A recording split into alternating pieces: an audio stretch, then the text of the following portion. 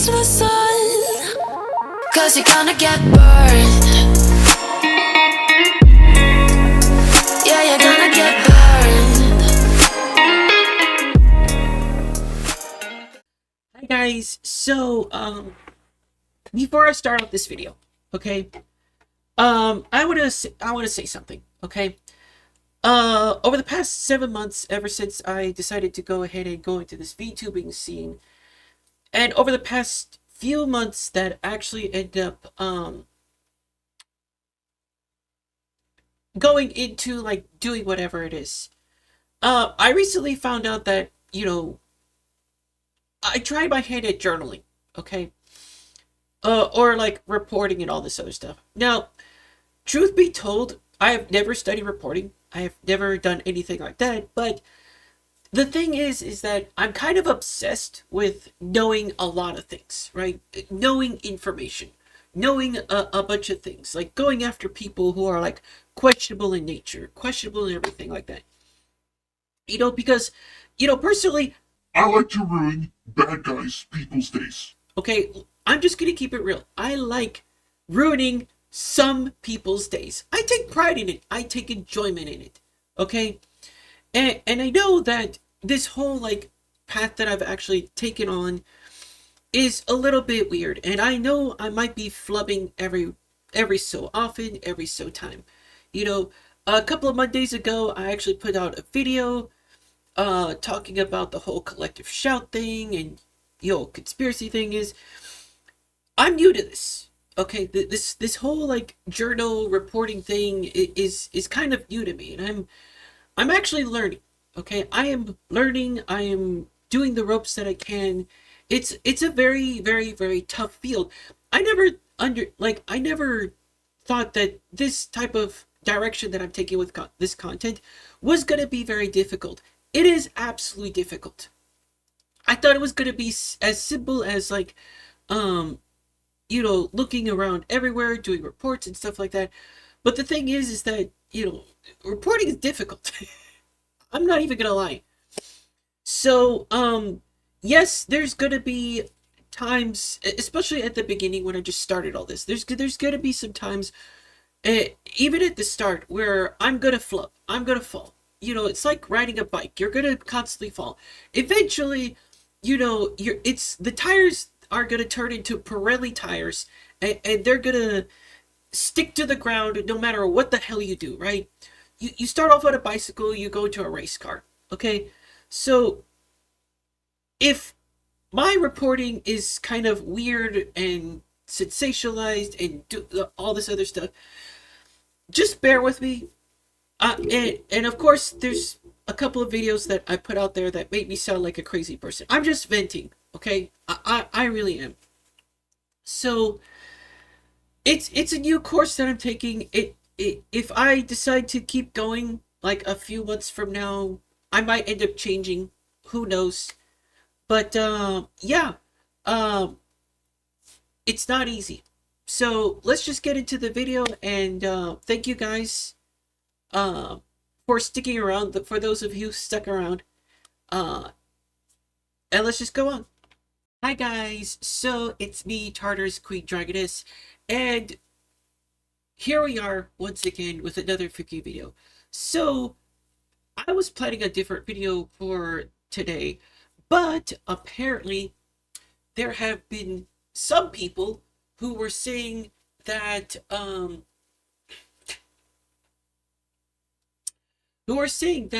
Trump's new executive order saved gamers all across the world. So as a due diligent person that I am, well, I decided to take matters into my own hands and pretty much expose Trump's little executive order is a bunch of baloney. People say, oh, it saves gamers, it saves gamers, it saves gamers, and all this other stuff. And these banking authorities are now going to end up, not being able to remove their games from the store because of political, religious, or something kind of belief system, right? Well, as it turns out, that's just malarkey. Because we all know what Trump does. Trump is an egotistical maniac. He doesn't do things just because he's a nice person. No. We all here on this channel know that he's a bit of a sociopathic egomaniac. And I'm going to tell you on this video that I'm going to show you a bunch of articles that say, well, he's doing it for his own gain. Let's just keep it at that, okay? So, Trump targets banks with order barring discriminatory debanking, right? So, this is from CNBC, right? But we know how CNBC is, right? So, we go to Politico magazine, or political articles. A little bit more reputational. So, we go here, and it says, okay, so President Donald Trump on Tuesday went after the nation's biggest banks, accusing them of discriminating against him in recent years, as his administration weighs options for cracking down on perceived bias against conservatives in the financial system. Trump said in an interview on CNBC that J.P. Morgan Chase, Bank of America, and others refused to accept more than $1 billion of his deposits. Now keep in mind, this is going to be very key to what we're going to be talking about later on. Trump said he eventually had to spread his cash across small banks all over the place. The banks discriminated against me very badly, Trump said, reviving his criticism that large Wall Street banks had debanked conservatives for political reasons. On the campaign trail in 2024, Trump vowed to crack down on the practice and earlier this year publicly scolded Bank of America CEO Brian Moynihan over the issue. Trump's latest comments come as his administration is considering an executive order on debanking that directs banking regulators to address any politically motivated accounts closure. The Wall Street Journal first reported the policy, which could be unveiled this week. A new White House order would add to other recent Republican efforts to address debanking. Republicans on the Senate Banking Committee advanced a bill earlier this year that would prohibit financial regulators from using reputational risk in their supervision of financial institutions. That would largely ensure in law what federal banking regulators, at the urge of Treasury Secretary Scott Bassett, have already done in recent months, and the Trump administration has already announced its plans to modernize the regulations governing banks' obligations under laws to curb money laundering and terrorist financing. A White House spokesperson declined to comment further about the executive order and referred to Trump's comments about the big banks. During the interview, Trump said J.P. Morgan Chase notified him that they would be closing his long-standing accounts within 20 days, and that Bank of America subsequently refused his business after his first term in office.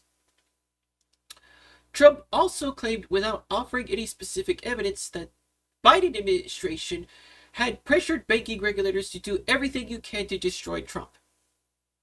No, they didn't. The Trump Organization earlier this year sued Capital One, accusing the bank of improperly cutting off access to the president's family business in the wake of the January 6, 2021 attack on the Capitol. The bank denies the allegations and has asked a judge to dismiss the lawsuit. Which, of course, duh. The banking industry broadly insists it does not close accounts for political reasons, and industry officials urge that regulatory policies aimed at preventing illicit financial transactions. Okay, this is going to be very key. Okay, there's a couple, the thing that I just highlighted earlier, and this one, because this is going to be key to why Donald Trump actually ended up passing the fiscal order, and it's all in this little tab up here. And managing reputational risk can result in customers being cut off without explanation. We don't close accounts for political reasons, and we agree with President Trump that regulatory change is desperately needed. We recommend the White House for addressing this issue and look forward to working with them to get this right. Bank of America's spokesperson, Bill Haldwin, said the bank was supportive of the Trump administration's effort to provide regulatory clarity for banks. Who doesn't? Okay? We know banks are just like a business, and we want them to be as clear and concise as possible. We know for a fact that banks we've heard stories about like banks having issues like with like large deposits and stuff like that. So we know that there's some positives to this. But where there's a positive, there's one huge ass negative. I welcome getting this fixed. At the end of the day, we bank 70 million consumers, more small businesses than anybody else. 12 million small businesses, more middle market companies than anybody else. We bank everybody. Conservatives have long accused Wall Street banks of targeting right-leaning religious groups and conservative aligned industries such as oil and gas companies and gun manufacturers. Some Republican-led states have passed laws to prevent banks from refusing businesses from certain industries or engaging in any political discrimination. True. This is a big one. Cryptocurrency companies have more recently said that the Biden administration's regulatory scrutiny of the sector at the federal level effectively cut off many digital assets firms from the banking system.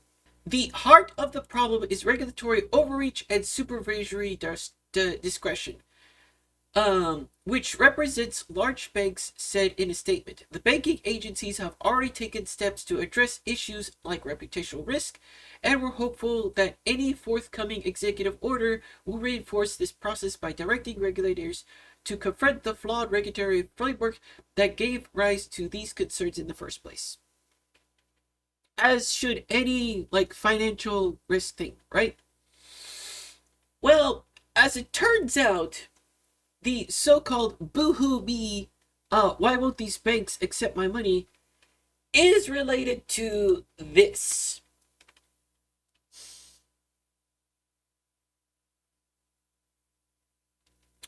Trump media's Bitcoin holdings grow to $2 billion as he pushes a cryptocurrency agenda.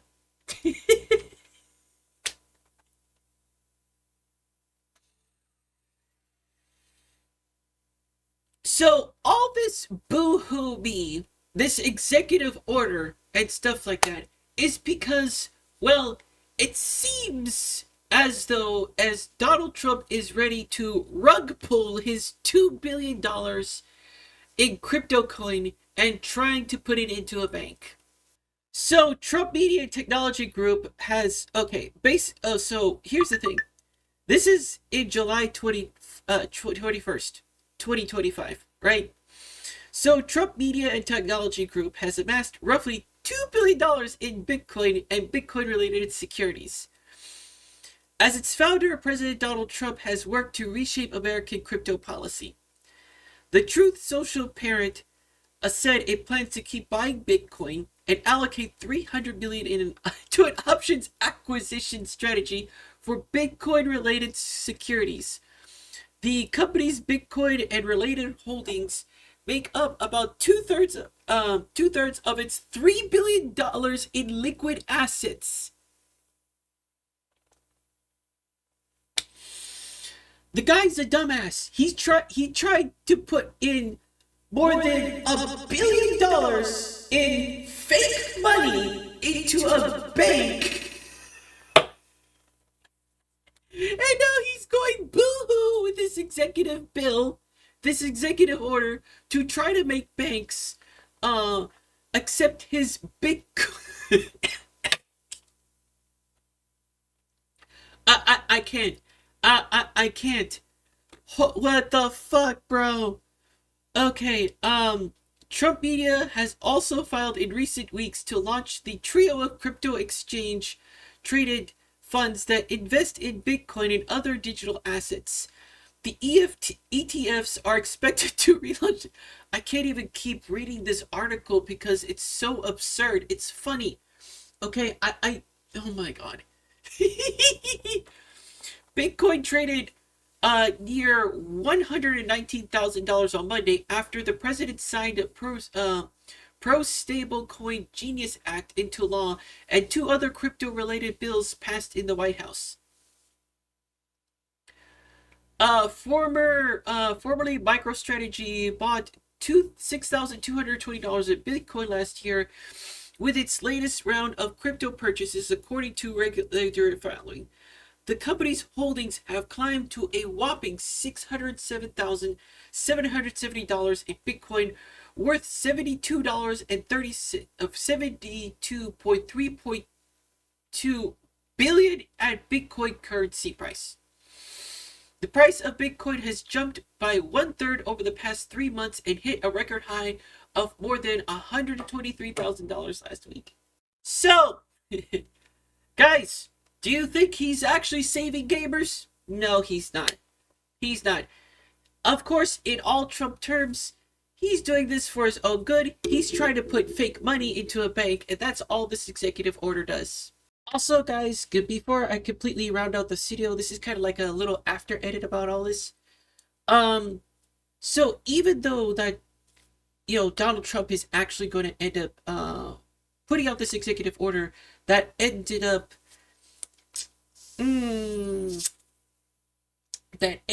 saving a bunch of gamers, it has the potential to destroy and collapse the entire United States company to oblivion, because we all know how unstable Bitcoin really is. So take that information as how you will about all this, because, well, effectively, while Donald Trump is very considerate, if you can see my air quotes, about gamers, he's not so much so with the economy. Congratulations, your Lord and Master has done it again. Requiescat and have a good one.